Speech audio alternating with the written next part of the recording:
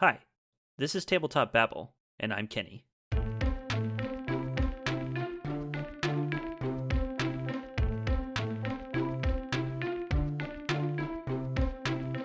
Today, May 11th, 2022, I sat down with my friends and colleagues from a brand new TTRPG publishing company founded by Amber and myself, Cloud Curio. Amber and I are joined today by our wonderful collaborators, designer-editor Sally Tamarkin and cartographer-artist Kyle Latino. We'll of course be diving deep into what Cloud Curio is during our discussion, but in short, we make all manner of TTRPG supplements, with an emphasis on the whimsical, quirky, dark, and strange. So if you're ready, let's table this top, Babble. Yeah. All right, we're doing this. It's Tabletop Babble, and it's a special episode. Hi, I'm Amber. You might know me. I'm the host of the podcast. So far, so good, Amber. Thank you. Today, we have a fun group of people because Kenny and I decided to create a tabletop content business about December of last year, so 2021.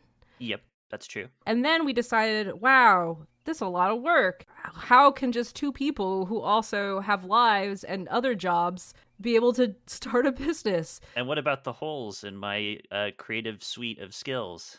Right. Oh, yeah, that too. No, Kenny. We had the whole creative suite covered. Really just the time. Yeah. No.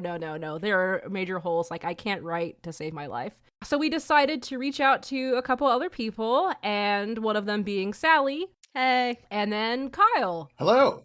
This is the sound of my voice. I'm gonna pick on Kenny first. Oh, come on. Kenny, go. That's fair. Hi, I'm Kenny. You may know me from being on the show. I've interviewed some people, including Amber, for Tabletop Babble. I also make a bunch of podcasts. I'm starting my own podcast network with members of my family, basically. Me and my sister have a movie review podcast called Watching Movies. My brother and I have one about games of all kinds called The Intangibles, where we complain about how we don't get the credit we deserve. And Amber and I also have Magic the Gathering podcast, Red Mage, Blue Mage. And in the TTRPG space, I've written a lot of things, especially Death Trap Dungeons in the past. I've done things like making treasure decks for Dungeon World. I've made a bunch of small projects over the years. And now I write, I edit, I do illustrations sometimes. Kind of all over the place. All over, all skills. Thank you, Kenny, for that. You are very welcome. Let's go next to Sally. Hi, Sally. Hey, Amber. What's up? I'm sweating because I'm nervous about this, which I shouldn't be. But Amber, you get to edit this, so you can make it sound any way you want.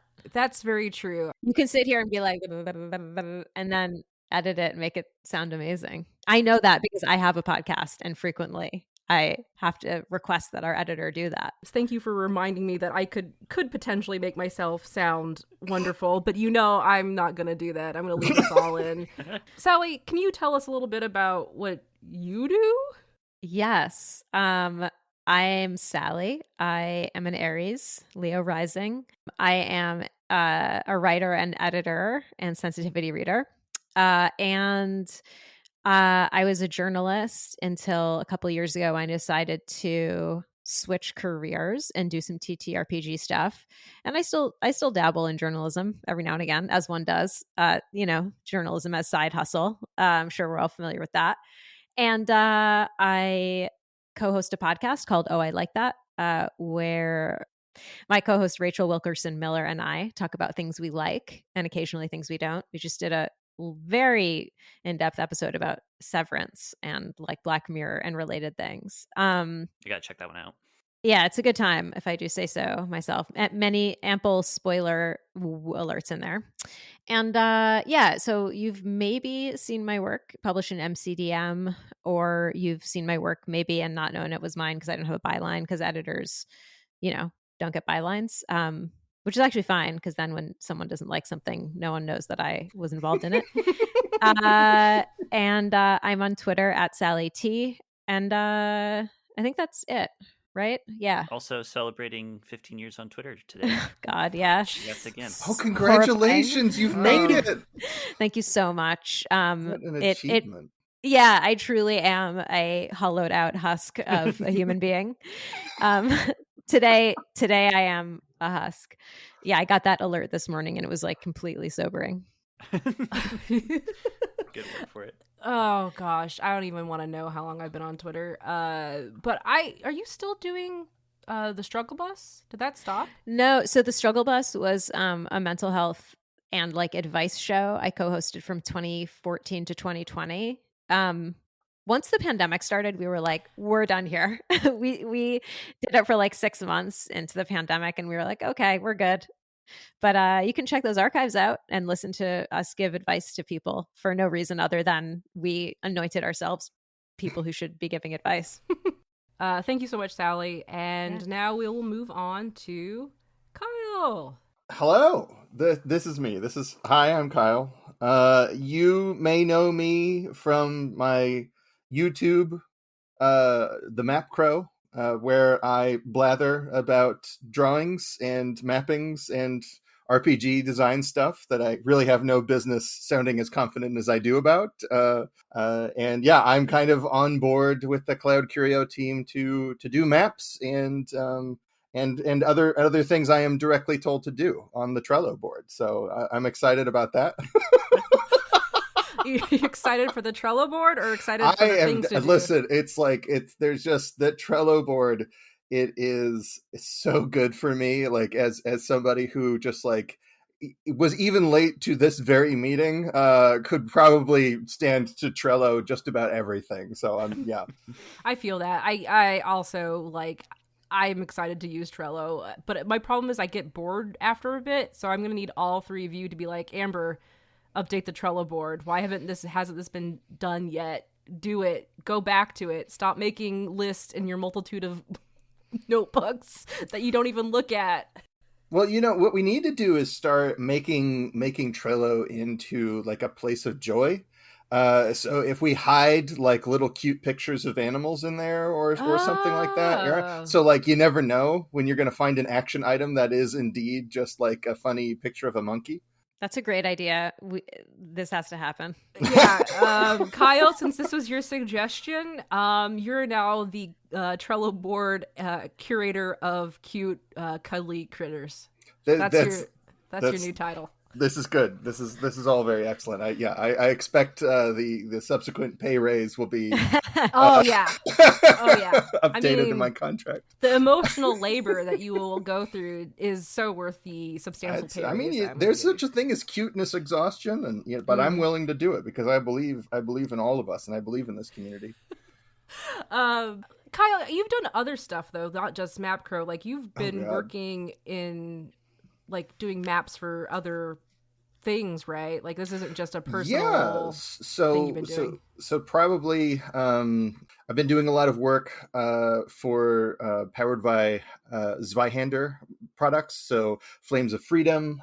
There's a new book coming out, the Zweihander Starter Kit box, which will be out this summer, and later this fall.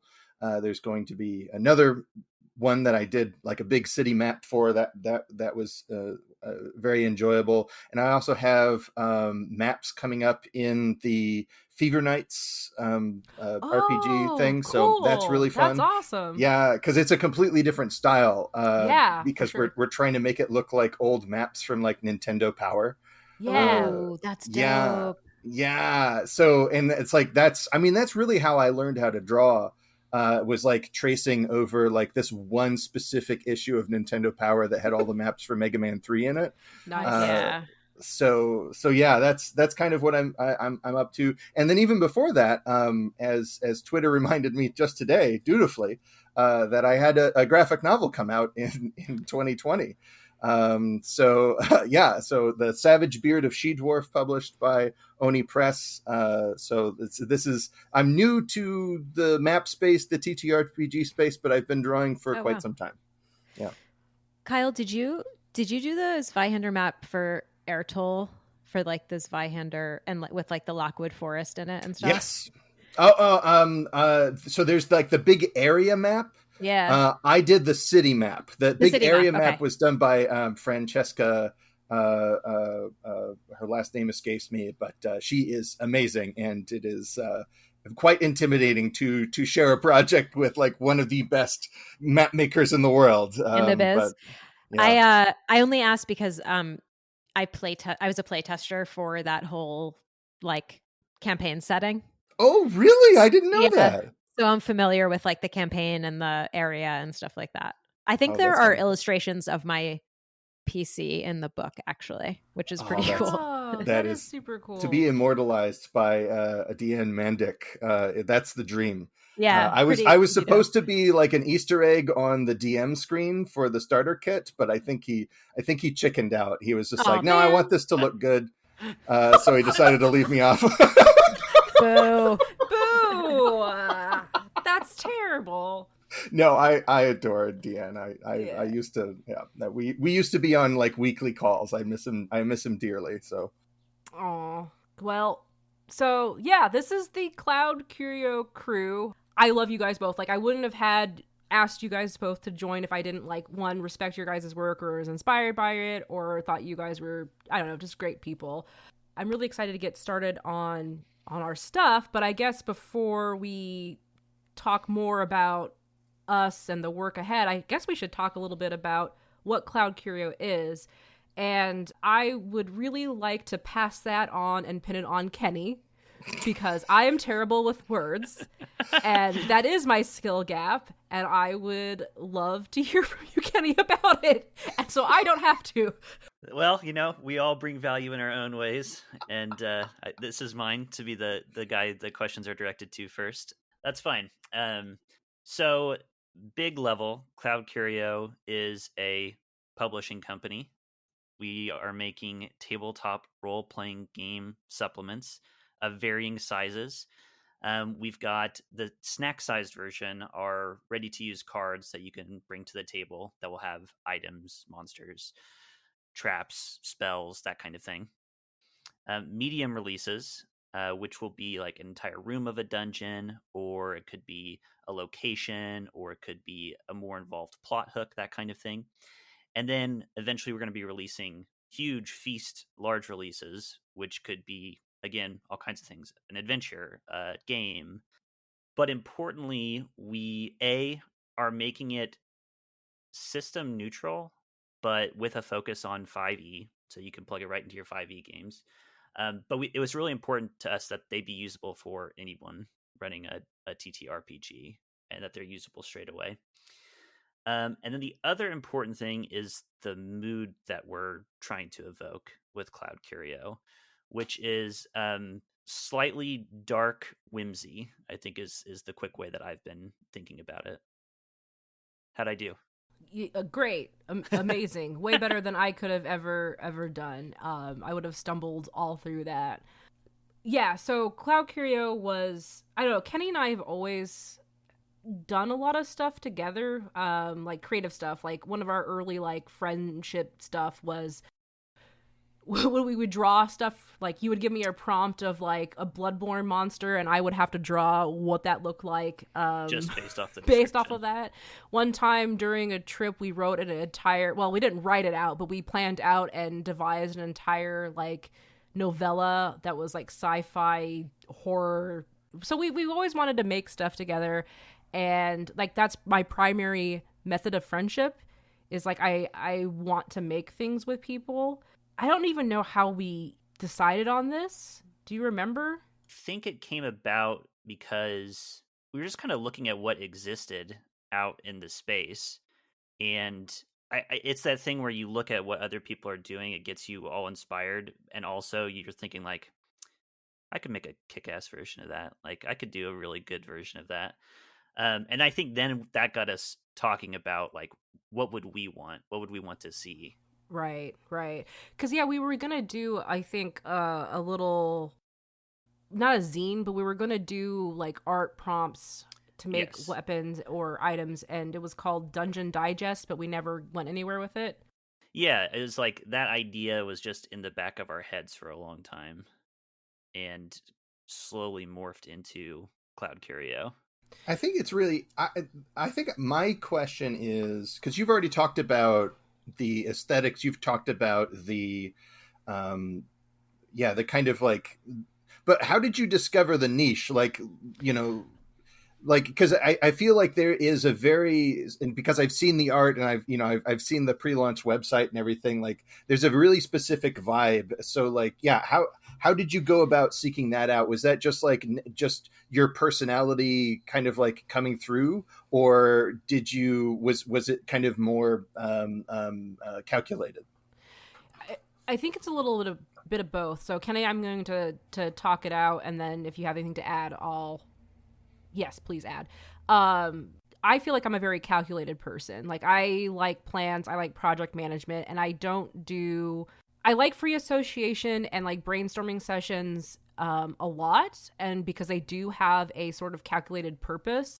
So I still have all of the pictures and photos of that brainstorming session, which might be a future Patreon content reward thing, behind the scenes look. But yeah, we started putting stuff down, and we just kind of had a theme bubbling up, like, and it was mostly like our media, like a media that we were drawn to. I love like beautiful existential horror, and Kenny is also kind of in that, but he leans a little bit more dark and I lean a little bit more cute. So as we were putting stuff together, like most of it was frame like media references, wasn't it, Kenny? Yeah, I think that's how it started. It was like, here are the things that we like. There is like an overlap here, like a very obvious one in like the horror elements. Even though like I think in talking about it, Cloud Curio is not explicitly, this is everything, we're doing horror stuff. Like that's not what it is at all. It's more just like, yeah, the that became the cute whimsy with like potentially dark undertones, or it can be more explicit at times. But yeah, it started as just, here is a cloud of the media that we like and seeing the connections between them.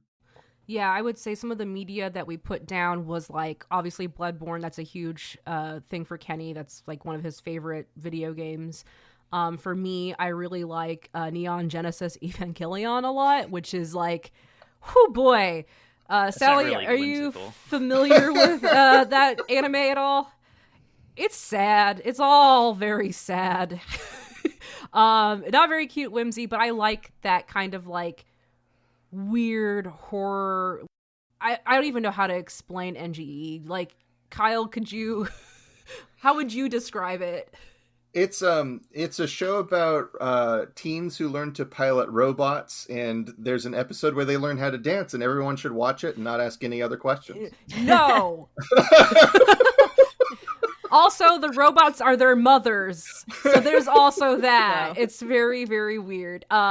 I also really, really love Cardcaptor Sakura, which is like, I was gonna say that has to be an influence. Yes, yeah. It's a two sides of the same coin for me, as NGE and Cardcaptor Sakura, which again, Sally, it's very cute anime that is like, this girl finds a magic deck of tarot cards. She has magician bloodline. She's collecting these cards to transform into her own power, magical power, and it's all themes about like being self-reliant and discovering yourself and being strong, like that strong sense of self. So I really like that. It's all very pastel-y and pink. Lots of cute frilly costumes. And so there's that. But then we also talked a little bit about Studio Ghibli kind of feel too. We also really like some of that. So, oh, and speaking of, you mentioned NGE and Cardcaptor, and we also talked about Madoka as like a really good sort of nexus point that gets more towards the kind of tone we're going for, right? Man, I don't know any of these references. I probably should, huh? No, you're fine. I think I specifically when I was telling you, Sally, I kind of left those out because that weren't really touch points for you, but we kind of also talked about Bloodborne, Annihilation, Studio Ghibli stuff. So Kenny and I both have been playing Dungeons & Dragons for a really long time, but a lot of the stuff that we really liked came from other indie stuff, right? Like Kenny mentioned Dungeon World. He wrote some stuff for that. I really like things like The Warren, which is another Powered by the Apocalypse game.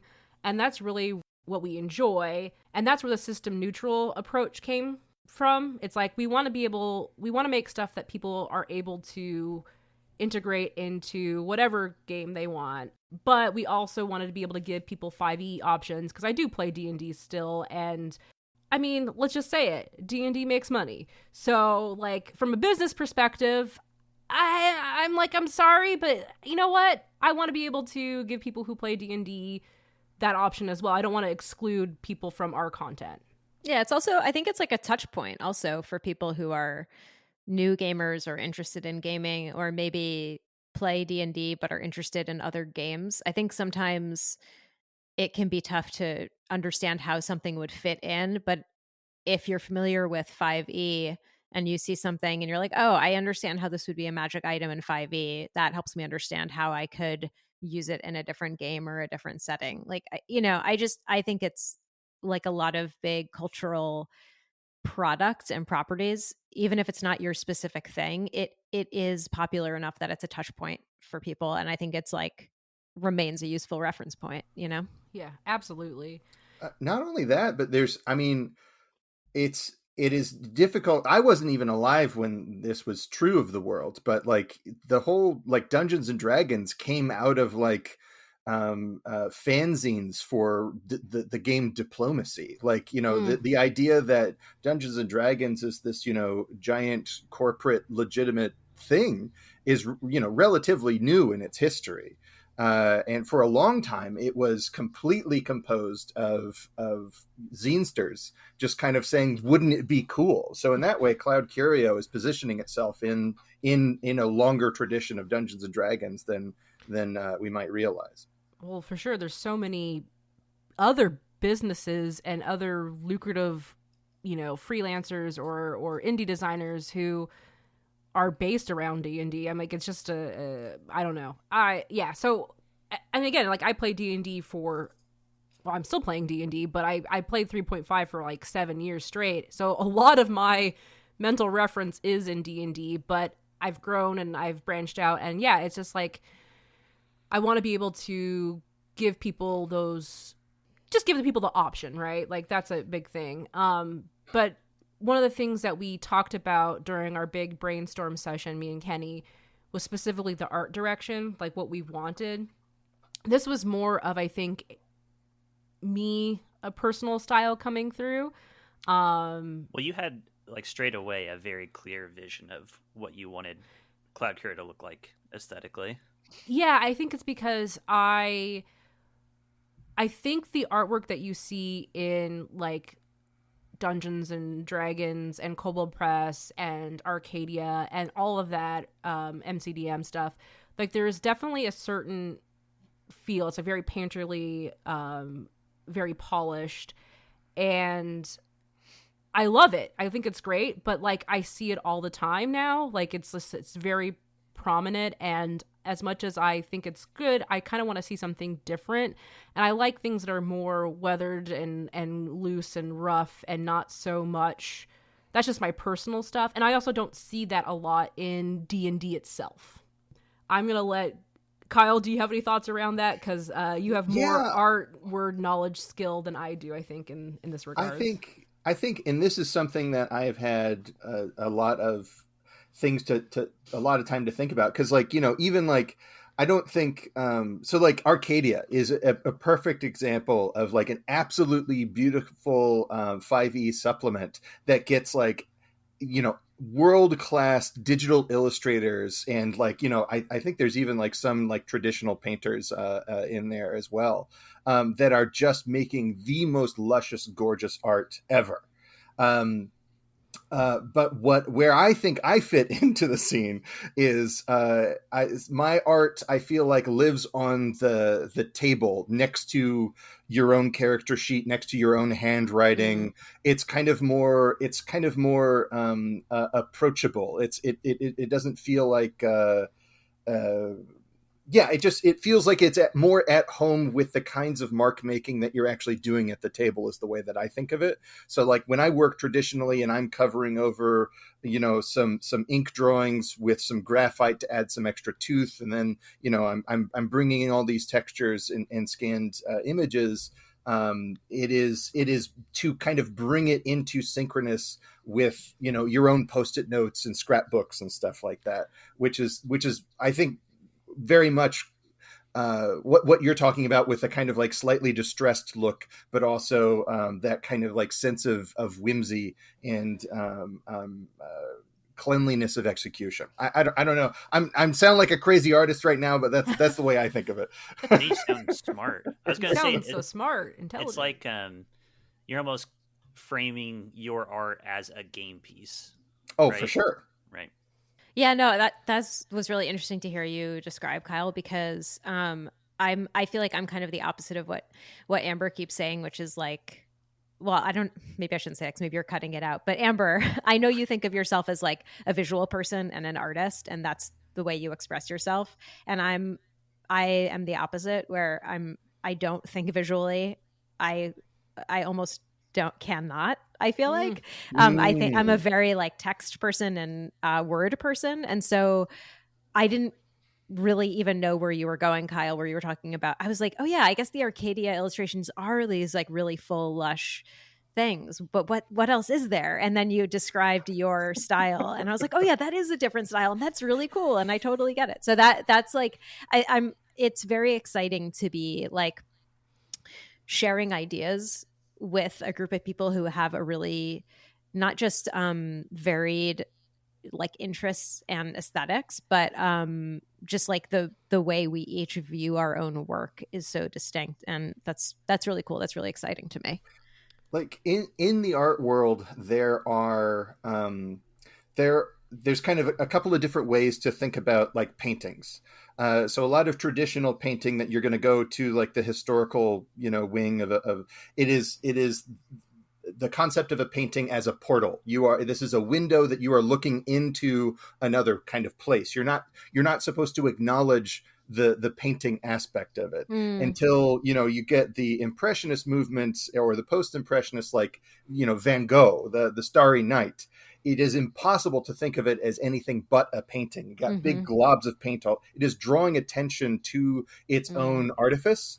And that is one of the things that is so captivating about it. So that is, I think, probably one of the differences between the way I conceptualize my approach to map making versus, you know, how the cover illustrators for Wizards of the Coast are thinking about their job. They're trying to say, like, you could go here, you know, like it's like a tour guide versus the map is acknowledging the fact that it is on the table. It's a ludic marker. It is helping to draw that kind of magic circle that invites that illusory attitude, as opposed to this destination to go. It's the place where you are already. So that's really cool. Would you say then that you are the Vincent Van Gogh of TTRPG cartographers? Oh boy, that's like a really, really bold statement there. I don't think that I am, but if you think I am, I'm all ears. I'm gonna. You can put that as a testimonial from me on any site that you have. I think this is actually a good transition point to kind of go to some sort of I loved all of that. That felt very good talking that out. But to give some structure back to the conversation, you know, Kenny was kind enough to kind of put together a list of sort of some questions, and I'm going to kind of go through stuff that we probably haven't touched on, which is, you know, Kenny and I talked a little bit about the kind of media that we're interested in. And like what makes us excited about like that media. Sally, would you like what kinds of game media fiction like that you're drawn to? Like that I like to consume myself versus yourself. Create. Yeah. So or both actually. When I was listening to the three of you kind of talk about your style and aesthetic and influence, I was like, what's my style? What's my aesthetic? What are my influences? And I think that the common thread in the things that I like is, and this is what I like to consume and also what I like to create. I really like settings and worlds that are kind of, I would say, like extra normal, like not fantasy per se, maybe kind of sci-fi-ish, but it's like everything looks and feels really normal, but there's something really weird going on. So like, I think, so I think like a really good example would be, weirdly, I think that like Edward Scissorhands is a good example. Yeah, you absolutely. There's just like this dude with scissors for hands, and people are sort of like, yo, what's the deal with that dude? But they're also sort of like, okay, so there's dude with scissors for hands. And I think like, recency bias is definitely playing a part here, but like Severance is a really good example. So it's like, not so much magic and spells or like aliens and colonizing outer space. It's just like the real world that we live in, but something is off. And usually the something that's off is there is a dystopia afoot. I really like dystopian things. I really enjoy just about any story where a city is an important part of the storytelling. So that maybe like place generally, but particularly cities and urban areas I'm really interested in, because I think that cities are really interesting places for to think about and explore like the shifting of power balances and different kind of gatekeepers and interest groups trying to take power and influence from one another. And those are also some of my favorite stories to tell. So I guess like I'm trying to think of some examples. I mean, I also am kind of a tender-hearted person who enjoys stories about people's relationships with each other and people finding hope in themselves and in communities in really dark times. I that's like another kind of through line, which sounds really specific, but I think that that's like a big part of what I'm interested in as well. I think from the sort of stuff that you've given to me over time, for like I've read some of Sally's stuff, I've helped like give feedback and play test some things, and one of the first things that Sally I play tested for you was basically subclasses for political like it was like political intrigue campaigns. And I remember I accidentally created Leah Remini, that who was like a what would you call her? She's like a whistleblower. Yeah, whistleblower. And I was like, I absolutely love this. But then another thing that you did was like Bill's Carousel, which was a very like extra real, but I don't know where you've gone with it so far, or extra normal as you call it. But I really, really love that. That fits with Cloud Curio for me, because I think of things like The Twilight Zone, where one of the things when you were talking, one of the ones that made me think was the one, of course, the classic, like I had all the time in the world story with the man who broke his glasses after everything exploded and he was going to read. He had a horrible wife. Like that was the whole thing. It's like he wanted to escape his wife and he just wanted to read his book in peace, which is like such a normal thing. Which is such a normal like thing, but it's set in like this weird thing that ends up happening. Or like another one with that child who is sending people to the cornfield, which is also very weird and strange and what's up. So I see that made all sense to me. That made all the sense, cool. Sally. So I get you. Another reference point, just like really quickly, that's coming to mind for me too, is like The Walking Dead, but the Telltale video game. Have any of you played that? It's no. Like, I have to say that like I've never seen the TV show or read the comics, and I have no idea if it's a good representation. So I'm sorry if I'm gonna totally like misrepresent the Walking Dead canon. But the video game, the deal is that like you play this character who's just trying to like survive this zombification of the world, and there's not like. It's like there are zombies and they will eat you, but there's not a ton of, we don't really learn a lot about like the monsters. There's not a whole thing about like, what can they do? What can't they do? It's not like, what are their legendary actions or whatever. It's just like, they're going to eat you and you have to survive in the world with it's just, you have to decide if you want to go it alone, if you want to be with other people, and you're, scrapping along, trying to like make good choices, that allow you to survive. And so again, it's like, it's just, the world feels like our world, except there are zombies, and Yeah. for some reason, that really like hits a, oh, and it's also, you cry like 50 times. Oh Uh, man, It's the like end a of session. season 1 especially is just Oh my like, God. oh, it is Yeah. it is difficult. It's brutal. And like, I think that it has like a reputation among like gamers as being like this game where they pretend that you have choices, but your choices don't really matter. But like, it's not like a simulation of real life. It's the choice is like, do you want to cry about this thing, or do you want to cry about this thing? And I just find love it, it. I love it. I was gonna say they're called Telltale games, so you should know what you're getting into. Exactly. It's really interesting. So talk about a small world. My twin brother worked on those games and was actually director of several episodes. So yeah, Oh my God. so we have long rambling discussions Oh about my story God. structure all the time. He didn't write any of them, but he was Oh in my charge God. of like wrangling all the cats.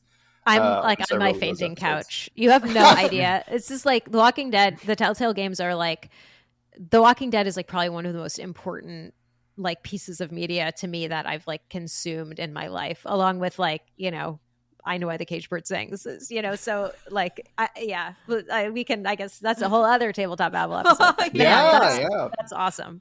I'm gonna pivot the question onto you, Kyle. So we heard from Sally the media that she likes to consume and create. How about you? I well, just since we're already thinking about video games, the number one like weird game you got to play to understand what's going on in my noggin is Kentucky Route Zero. Which at which Walking Dead actually gets a little cameo in one of the museums off on the side of the road. Right, yeah. There. So, Kentucky Route Zero is kind of like a magical realism game. Kind of like it's got this like Southern Gothic romanticism that was written. It started coming out back in like 2011, 2012. Like right on the heels of like the first like big housing bubble, once in a lifetime economic collapse, and finished up just in time for the next once in a lifetime economic collapse. So it was kind of really interesting to see it bookended in that way. But you just play this delivery man who is looking for a house that may or may not exist, and he has to find a highway that runs through Mammoth Cave in order to get there. And it is absolutely hauntingly wonderful. And the way that they play with maps and spaces and what is visual, what is textual is exactly my jam. So yeah, it's I highly recommend that game. Cool. That's an awesome game that also is like so about things that are going on in the real world, and like and how devastating they are, in a way that it's sometimes hard to grapple with things that are as devastating as like huge financial crises, because they're just so huge. And that game does such a good job of telling you a story, and it's not even just like telling you a story, it's like pulling you into the story in a really cool way. It's similar to Telltale in the sense that you are kind of yes-anding with the prepared prompts. Like instead of like telling your own story, you're improving within this context.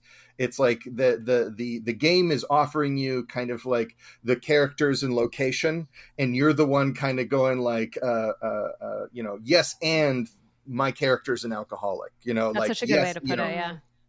So there's and in that sense, like it's something I think about. There's a lot of lessons that are incompatible with video games and tabletop RPGs, but I feel like both Telltale games and Kentucky Route Zero have a lot to say about what is just enough context to really let the player's imagination run wild. So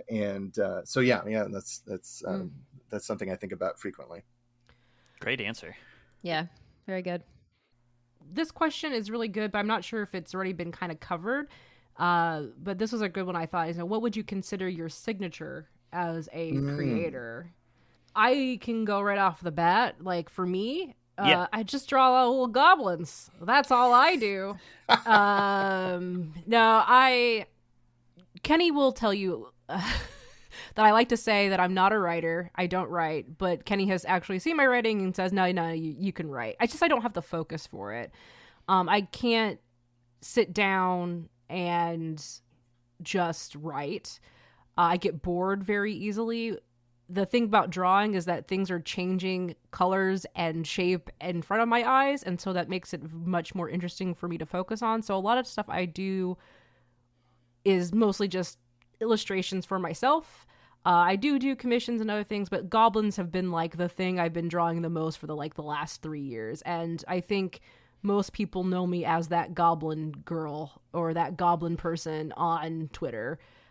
In fact, I've gone to conventions and no one will know me, but the minute I say, I draw the goblins and here's a sticker of it, they go, oh, I know who you are. That's so awesome. I think that makes it a very signature thing.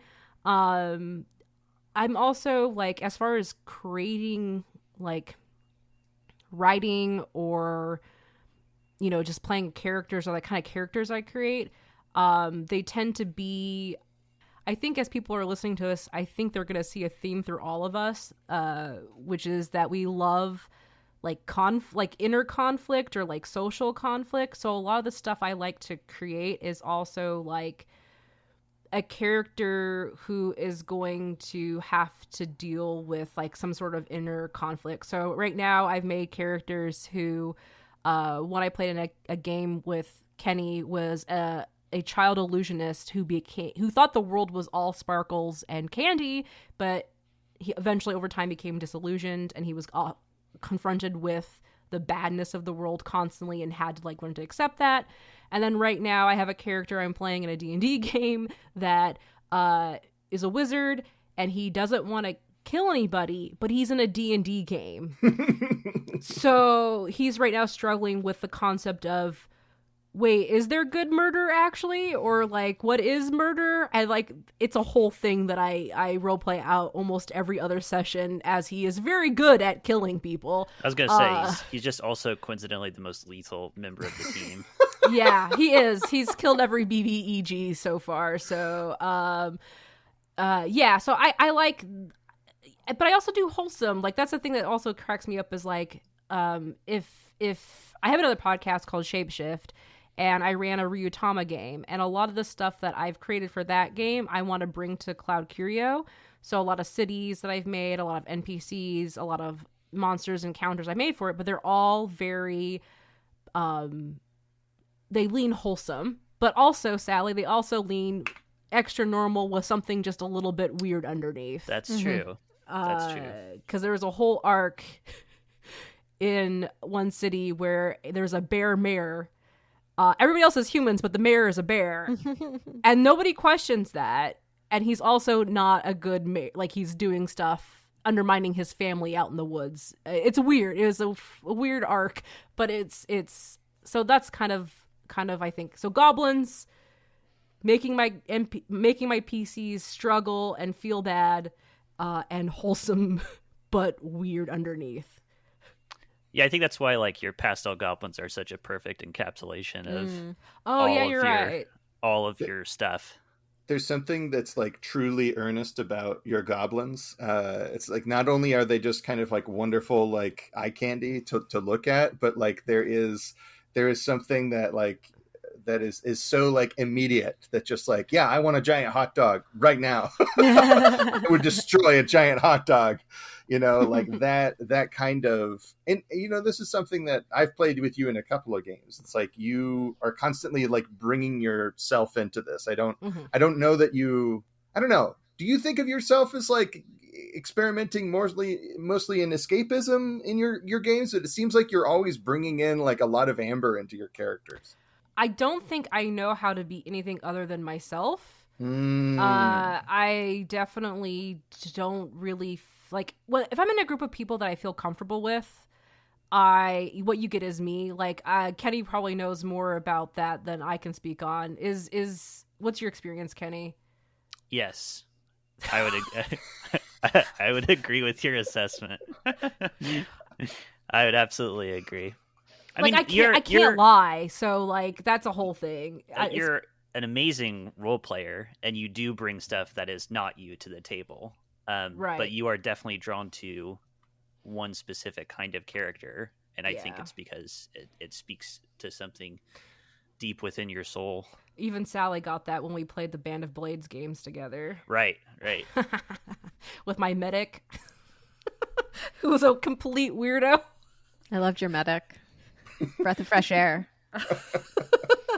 You need to have some when I play Band of Blades, like we had to come up with jokes because the game is oppressive. It really is. It's brutal. It is. But you get that. I mean, this kind of emergent gallows humor is, I think, really appropriate for that kind of game too.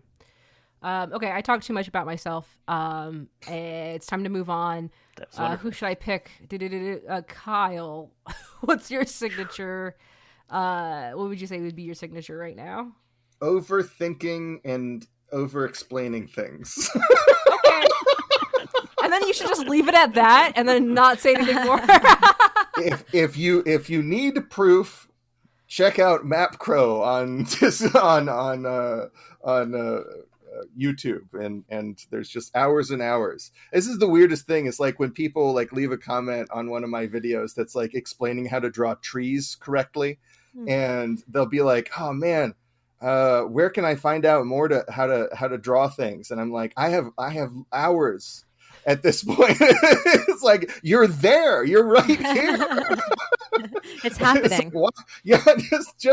Just click on a thing and go check it out. It's nobody ever has to wonder what I think about things because I've already talked about it for 2 hours. So let's move on to Kenny. Okay. Oh, he passed it. Popcorn. Kenny, it's your turn.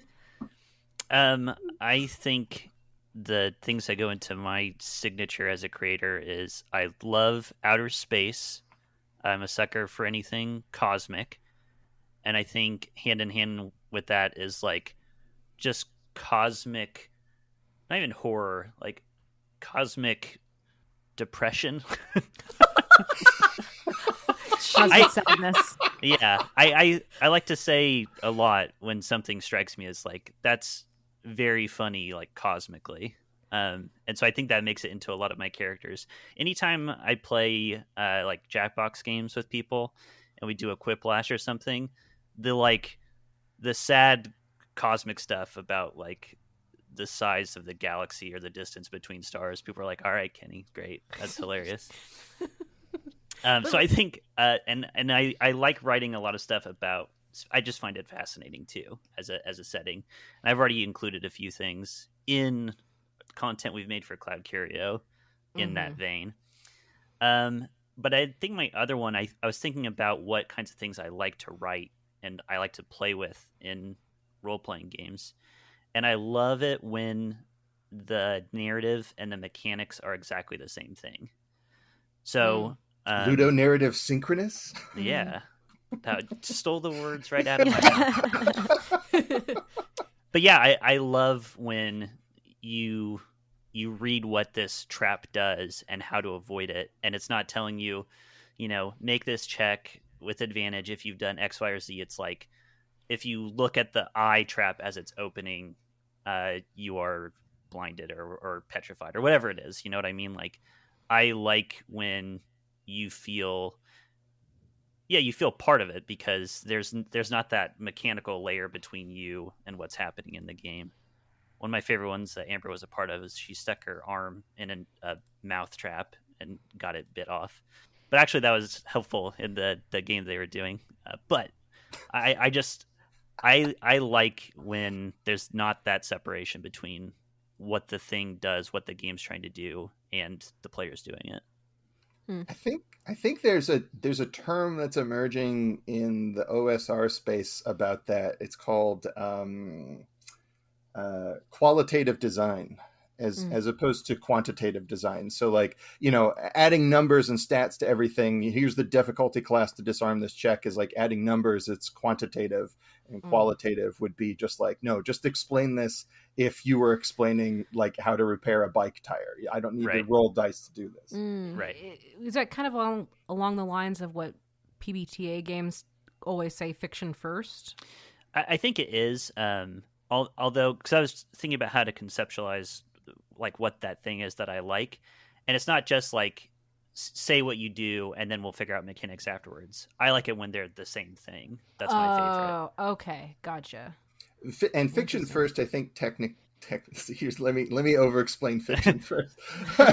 it's when you say what your character does and then you decide what move you're supposed to roll, which is almost never how it works in PBTA games, because you're looking at your character sheet for the menu list of things your character can actually do. So I can't tell you the number of times people in my Dungeon World campaign Amber was a part of that players would say, I would like to discern realities now. Yep. There's very little. And that's one of the reasons I try to. I don't seek out more PBTA games anymore. It's just because it's like there's this foundational like design principle that it kind of trips up on pretty I think it's fine. I just think that that shouldn't. I don't think it is actually a value of the games. It's a value of the games as the rules are written, but ask like you're saying, anybody who plays it, that's just not how it works. You can't force me to not think of my character sheet whenever I'm doing things. Now you're going into user experience territory. Oh boy. No, I'm not going to talk about it. That's not time. Yummy. No, but we need to hear from Sally. Sally, what do you feel is your signature creator thing? I am not sure. I think that the only thing I can really come up with right now is that a lot of what I end up creating is inspired by TV shows. Either because, I'm watching a show and I'm like currently obsessed with it, or there's a show that got me thinking about and sometimes the show is like Parks and Rec or Party Down. It's not necessarily like I'm watching Westworld and for that reason I'm creating this like incredibly complex. It's not that. It's like oftentimes an aesthetic in a show or a concept or some dinky little detail that really gets me going. So I think maybe it's that. I don't. But besides that, I'm trying to think of the things that I've like worked on and published and stuff, and I can't think of a thing they have in common besides that. I would say the stuff I've read of yours, stylistically, you really like people interactions, and this kind of goes back to what you were saying about what you take inspiration from too.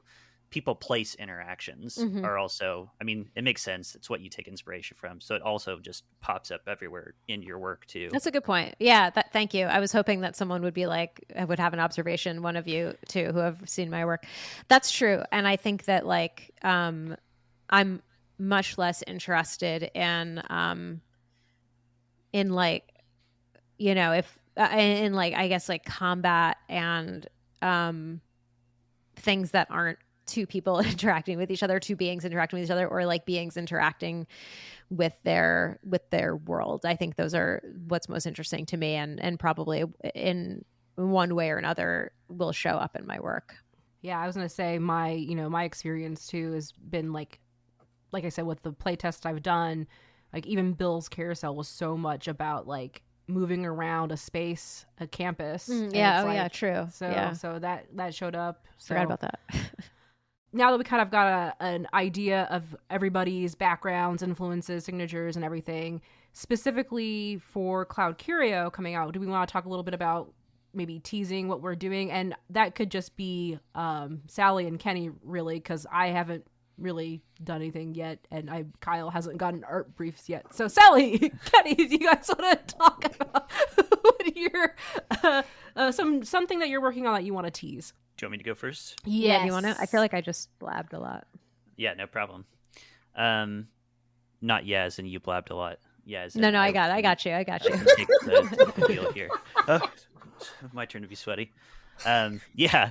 So going back to the kinds of things that I like to do and I've done in the past, my origins in playing tabletop role playing games, and especially when I started to write them, was in Death Trap dungeons. And so I think that was a natural first place to go. And it's not a Death Trap dungeon that I've made, but it's a room, um, and it's inspired by all these ridiculous old school Death Trap dungeons where the room doesn't make sense. I guess maybe this is a potential, not really a pet peeve, but something I notice in tabletop role playing games when people feel the need to include like the latrines and empty storerooms and like all that realistic stuff. I love it when it feels like a game show. Like I love it when it feels like this room doesn't make sense. Why would the big bad guy make the room like this? But it's just fun.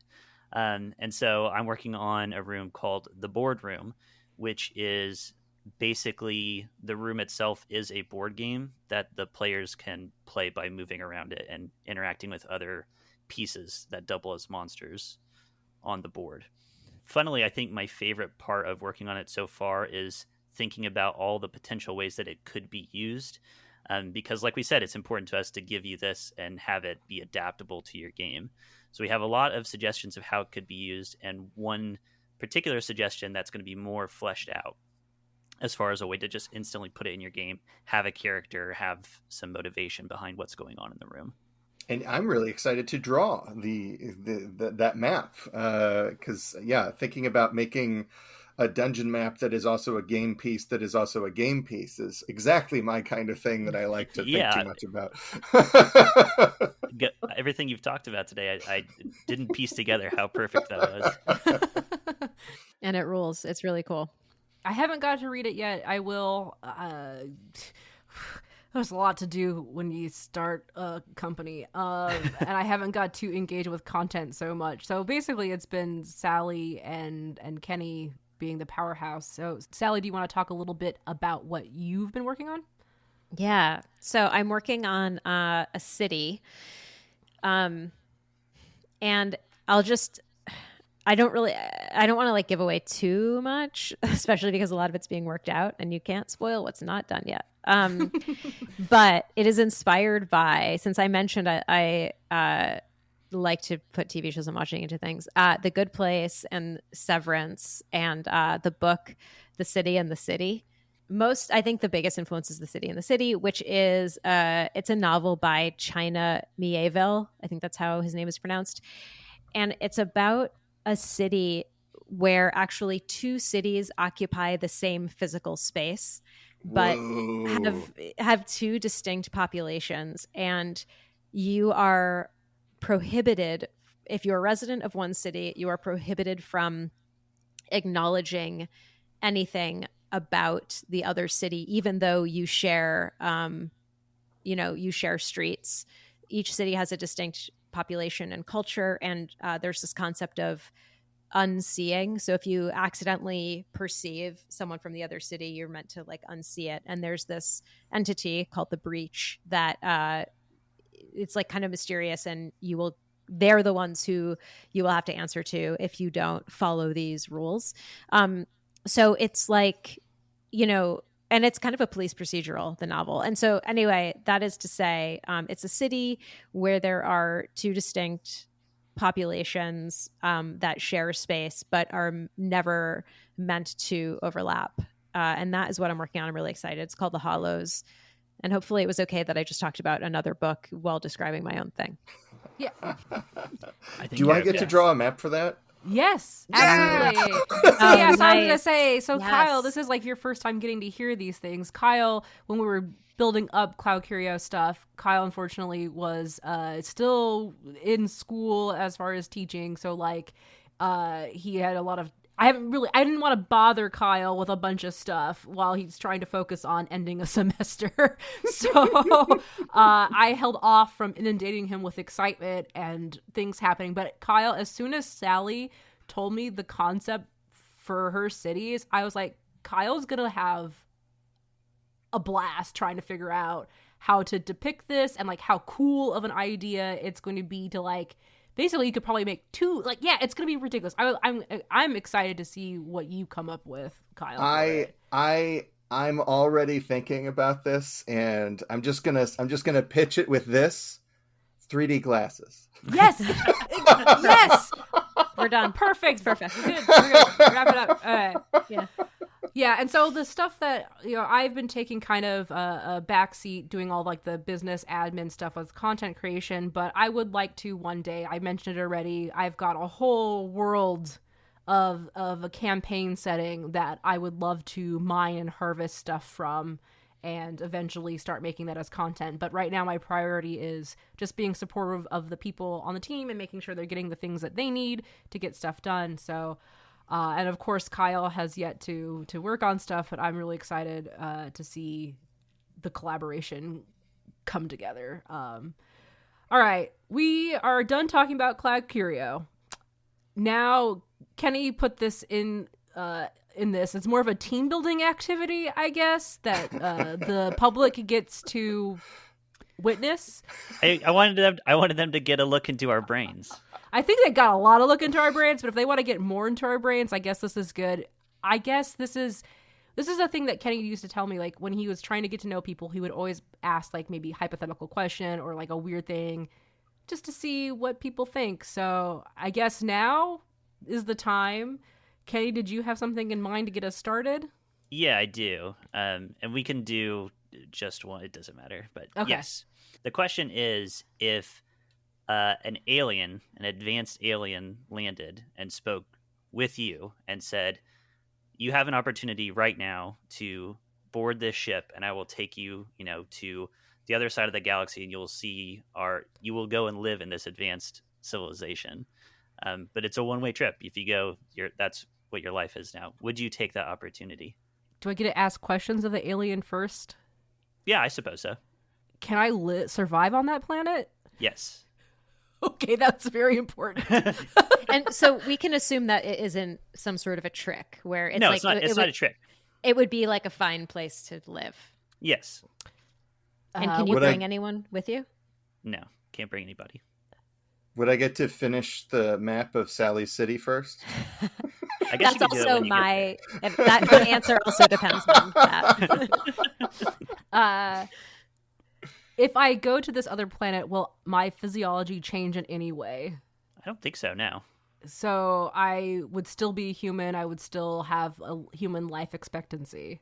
Possibly. I guess part of my thinking is you're going to this, magical technological wonderland, so maybe it would. I don't know. What's there? Like, is there anything?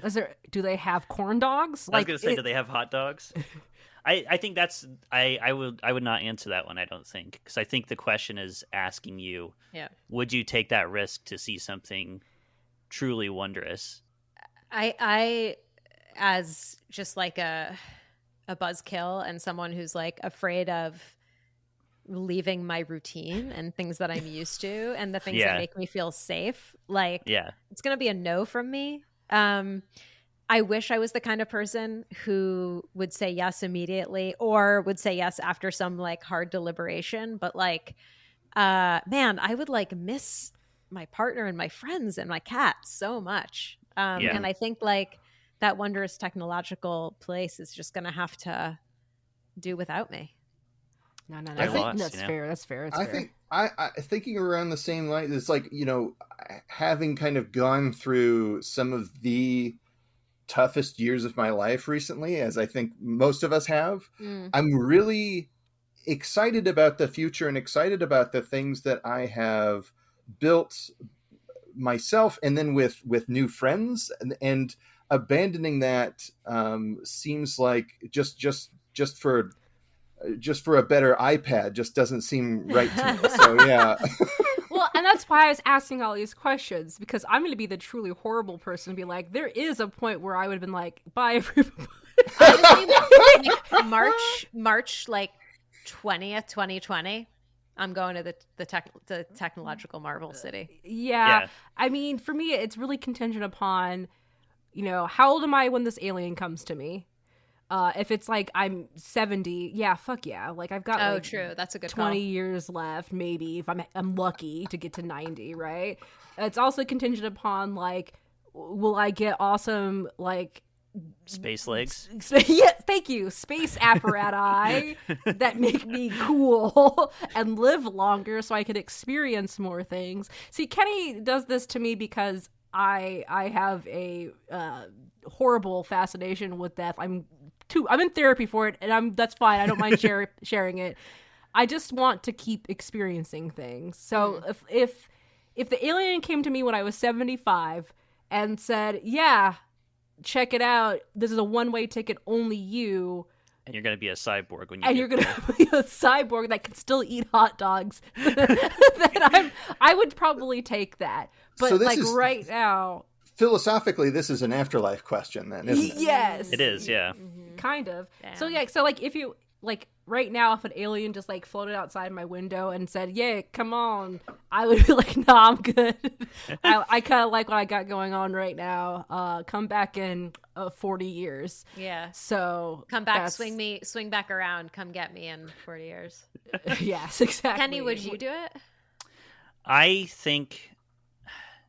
So I like the way that I you won't take it answered it. personally. No, I like the way that you answered it, Sally, because I think what I want to say is yes, I would go, because it just seems like such I mean, the way it's set up, of course, it's a once in a lifetime opportunity, but to see those things sounds incredible to me. But I think if you actually put me in this situation, I'd probably be like, no, I'm scared. I don't want to go. Yeah, it's scary. It's so scary. That's a good question.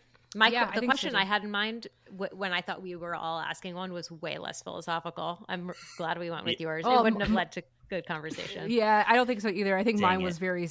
I've been watching a lot of the YouTube channel Your Movie Sucks, and there was a 4-part series about childhood trauma in media and like what piece of media like sticks with in your brain as like some of this like you saw as a child that was so scary. Like it's still like not good. Large Marge, Pee-wee's Big Adventure. Nice, good one. I was gonna. Hell, oh, sorry, I'm not supposed to No. swear in this. Scared No, the you're daylights out of me. No, you're good. This is a good answer. Mine was the Skeksis from Dark Crystal. That I could not watch the Dark Crystal as a kid. How about you two? It's the girl who turns into a blueberry in Oh, Willy interesting. Wonka. Yeah, that's a good one. I still have nightmares about it. That's funny because Honestly. that's right after the boat scene, which Didn't bother me. The It was the boss- blue. It's the body horror that I didn't enjoy for yeah, That- oh, that's true. fair. Body horror, yeah. sure. The transgression of the bodily envelope with blueberry juice. It's an insult. It's an insult to my mortal frame. For me, it's the Mark Twain claymation show. What? Deep cut. Uh, I don't know what that is. So they had this the Adventures of Mark Twain. I forget what it was called. It was claymation, and it's Mark Twain taking these kids on a magical adventure. There's one clip I can send you later if you want to have nightmares where the kids enter a dark void and talk with Satan.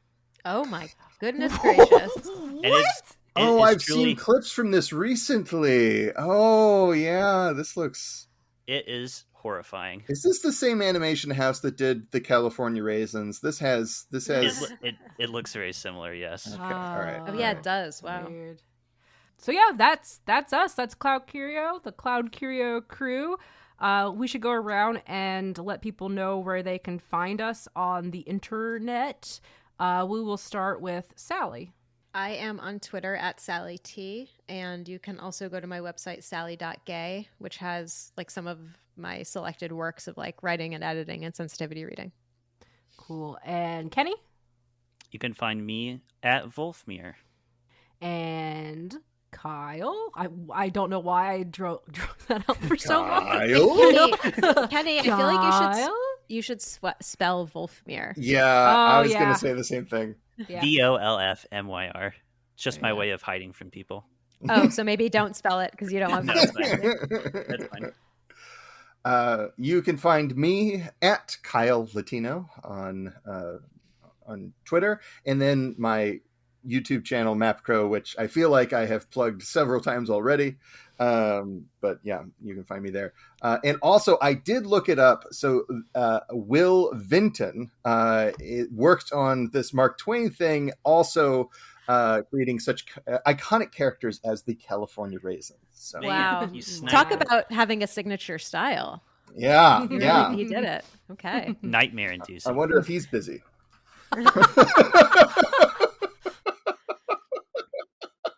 And you can find me, Amber, on Twitter at RocketOrca, and my website is rocketorca.com.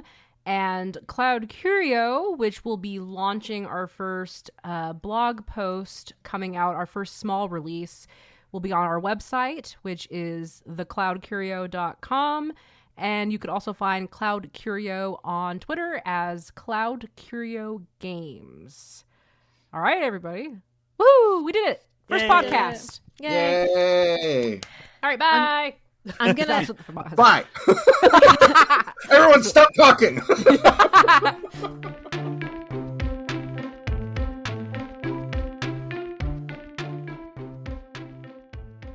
Hello, it's the Amber at the end of the show, and I just want to say thank you so much for sticking around and listening to Tabletop Babble. Yes, we are still getting back into the swing of things. It's a little bit rough, but at least you now know a bit about what's been going on that's been keeping me so busy. Yes, I've been doing a lot of things for Cloud Curio. We are launching our first release on the 15th of this month, which is June. That's in 2 days of this podcast release. So if you want to check that out, go to thecloudcurio.com, where you can see all of our information and posts, and you can also sign up for our mailing list. You could also follow us on Twitter at Cloud Curio Games. That's where all the news will be coming out, and of course, give us a follow at Tabletop Babble to see when episodes come out as well. I am terrible at ending things, so I don't know why I put this upon myself twice in one episode, but thank you again, and I'll see you next episode. Bye!